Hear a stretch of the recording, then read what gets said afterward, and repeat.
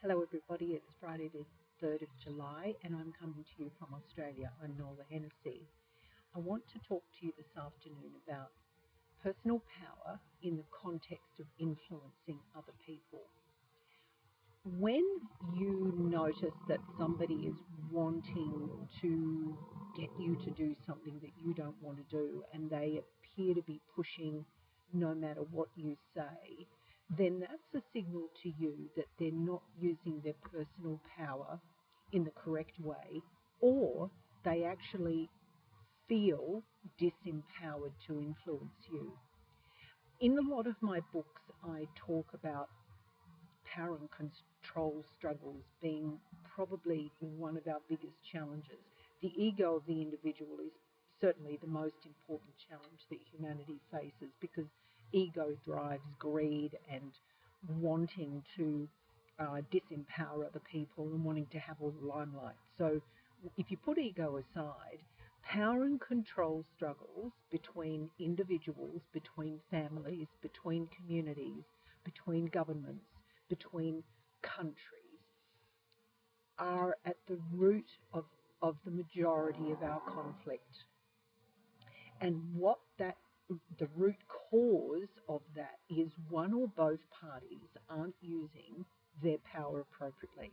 Now, when we talk about positional power, and in that context of power and control struggles, positional power provides somebody an influence based on the position that they hold. Now, the position they hold may be not terribly high in the hierarchy of the family or the organisation or government, but it might be a very influential position that people listen to. When we talk about personal power, though, the power and control struggles come when somebody pushes too hard. Now, I talked about this last time, and ultimately that's where people need to understand both when you're on the receiving end and when you're on the giving end of your personal power. So the indicators of somebody pushing too hard and not having influence and wanting to have influence and pushing to have influence is when that person gets defensive or angry in response to you not following what they've said you should do, what they say is the right thing for them for you to do. And ultimately, that's about somebody having a personal agenda. Now, I write clearly in my books about personal agendas are all about selfishness. So they're only about what the individual wants for themselves predominantly, and they are driven to push that agenda no matter what.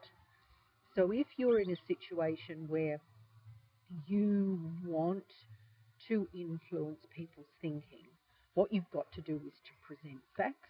You've got to do that in a calm manner.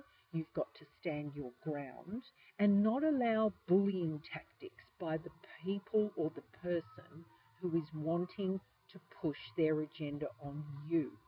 Now, you might have a particular point of view. Some people might call it an agenda, but only you will know whether your motivation is selfless or selfish. So if you're coming with a selfless motivation, what you're advocating for is not going to be pushing in the negative sense of the word. It's going to be advocating, which is a very positive use of personal power. In No Boxing Allowed, in chapter 2 of the first part, I talk about the characteristics of personal power, and I'll just read that section to you now. It's the inner power you feel when positive or negative emotions are heightened. Personal power is the atmosphere, sensation, or impression that you radiate. Personal power is your ability to influence the judgment and emotions of others. In other words, your persuasiveness. And it's not dependent on positional power to have effect. Now, obviously, people vary in how they approach their day and how they feel, and the circumstances, sometimes things can Some people describe their lives as a roller coaster, and ultimately, you can decide whether or not you want to be a part of that roller coaster life, or whether you opt to simply be on the fringe and to support where you can.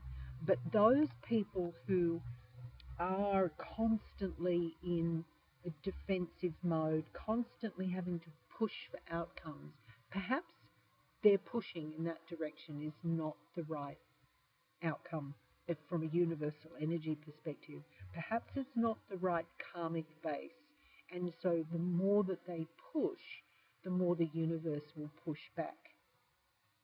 This coming week, I want you to think about that when you observe others and when they push for their opinion, or if they have a selfish agenda that they want to shove down everybody's throat. I want you to get a sense of what the universe might be saying.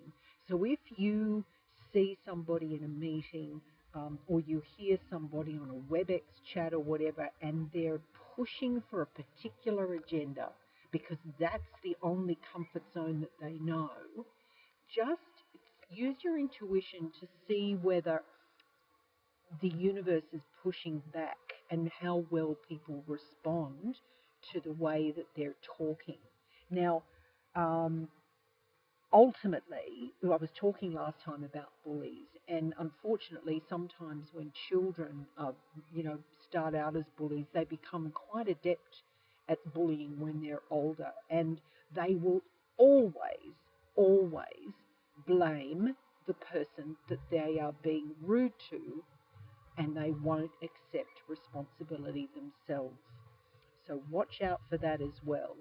And stand your ground, use your personal strength to be calm, not allow that negativity into your life, and don't work yourself to have power or control over others.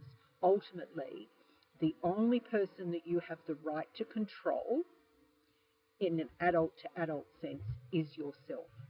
Focus on that, control what you can control, and let go of the rest. I'll see you next week. I appreciate you listening. Please like and subscribe. Please give feedback. I look forward to hearing from you. Bye for now.